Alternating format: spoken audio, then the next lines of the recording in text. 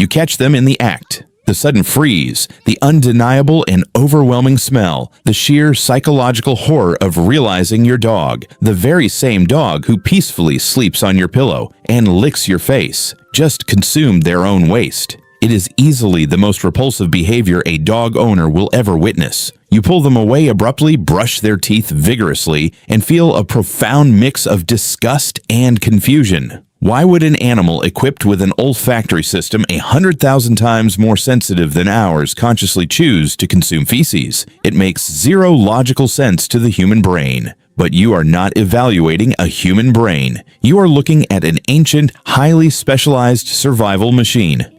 And what you currently perceive as a disgusting habit is actually a tremendously complex intersection of evolutionary biology, gastrointestinal chemistry, and behavioral neurology. Welcome to the mind behind the paws. If you want to decode the hidden mechanics of your dog's mind and fundamentally understand the strict science behind the behaviors that baffle you the most, subscribe right now. We do not deal in myths or sentimental guesses here. We deal in neurochemistry, biological facts, and clinical reality. Let us strip away the human emotional reaction and critically examine the canine genetic blueprint. To understand coprophagia, the formal clinical term for eating feces, we must travel back over 15,000 years. The domestic dog descended from the gray wolf, an intensely opportunistic scavenger. In the wild, calories are a rare and precious currency. A wolf simply cannot afford to ignore a potential energy source, even if that source has already passed through a digestive tract.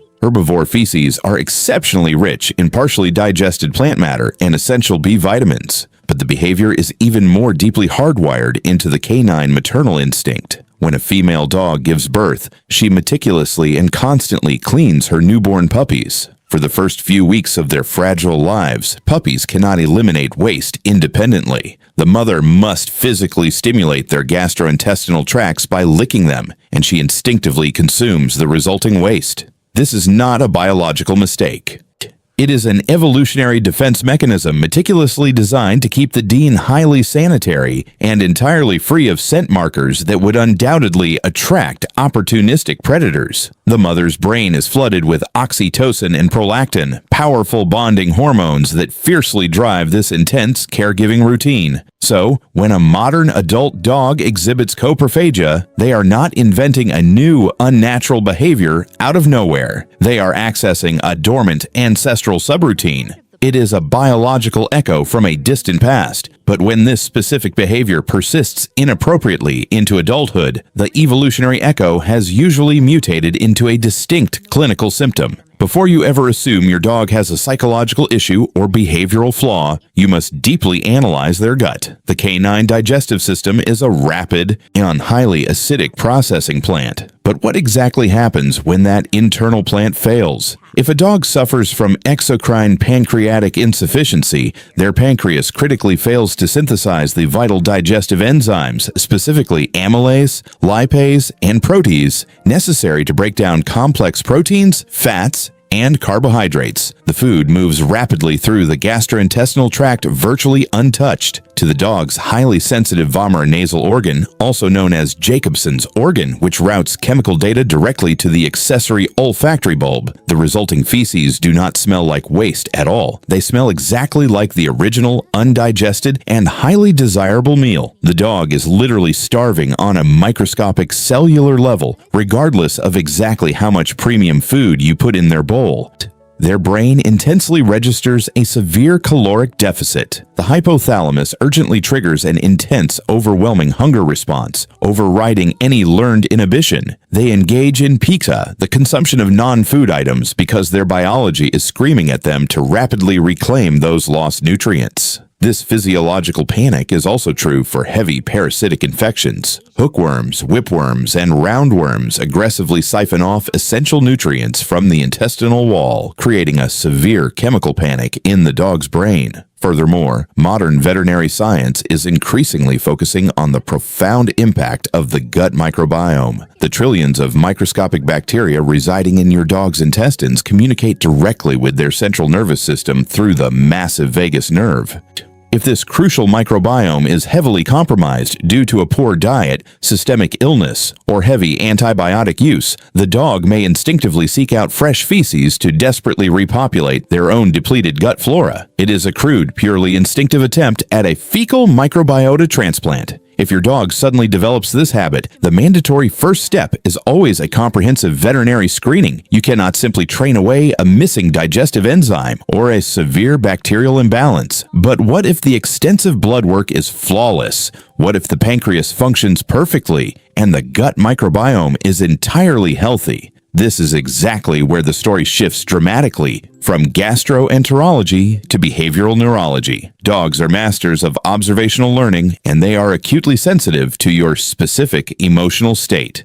Let us clinically analyze the exact sequence of events when you catch your dog eating waste. You see it happen. Your heart rate violently spikes. You gasp loudly. You shout their name with urgency. You rush frantically toward them. In your human mind, you are urgently stopping a biological disaster. In your dog's mind, a completely different mathematical equation is being rapidly written. You must always remember that for a domestic dog, your undivided attention is the most valuable and coveted resource in their entire environment. Your focused attention instantly activates the caudate nucleus, the primary dopamine-rich reward center of their brain. When a dog is chronically understimulated, terribly bored, or highly anxious, negative attention is biologically far superior to no attention at all.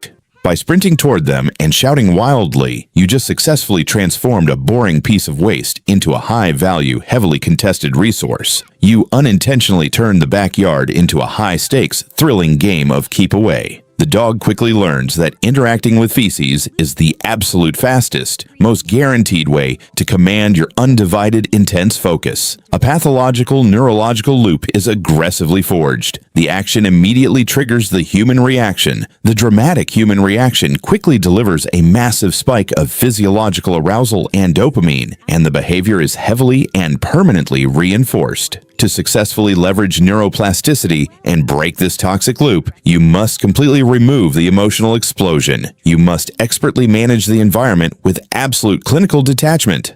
Leash the dog, guide them away calmly and silently, and pick up the waste without any eye contact. You must starve the behavior of the emotional oxygen it desperately needs to survive and replicate within the neural pathways. There is another deeply psychological trigger for this behavior, and it stems directly from spatial confinement and intense anxiety. Dogs that spend excessive hours locked in crates, small kennels, or isolated runs frequently develop coprophagia as a desperate coping mechanism. A dog's profound natural instinct is to eliminate far away from exactly where they sleep and eat. When they are tightly confined to a small space, this strict biological rule is painfully violated. The unavoidable proximity of the waste causes immense psychological distress and instantly activates the hypothalamic pituitary adrenal axis, flooding their system with cortisol. To forcefully eliminate the distress and frantically restore the sanitary sanctity of their sleeping area, they hastily consume the evidence.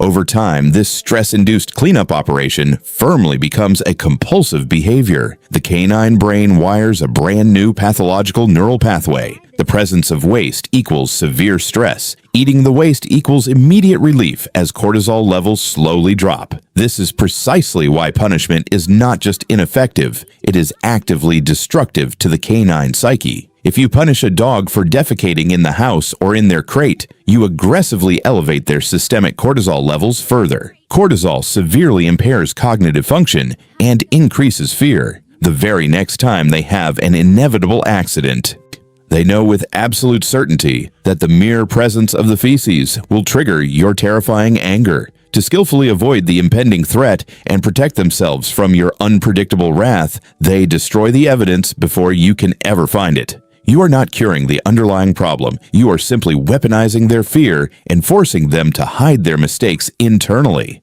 Coprophagia is a fundamentally perfect example of exactly how our human emotional lens constantly blinds us to actual canine reality. It is never done out of spite. It is never done specifically to disgust you. It is always a symptom. It is a strict mathematical output generated by a complex biological, nutritional, or psychological input. It is your dog bravely attempting to solve a severe problem with the only physical tools evolutionary history gave them. Whether it is a failing pancreas, a starving microbiome, a desperate psychological plea for engagement, or a fear-driven, anxiety-laced cleanup operation, your dog is actively communicating with you. You just need to completely stop judging the behavior through a human lens and start clinically reading the biological data. Once you finally do, you can give them what their system actually needs to heal. If this deep scientific dive fundamentally changed how you understand your dog's most confusing and repulsive habits, share this knowledge with someone who desperately needs it. The canine mind is a complex labyrinth, but we are mapping it together.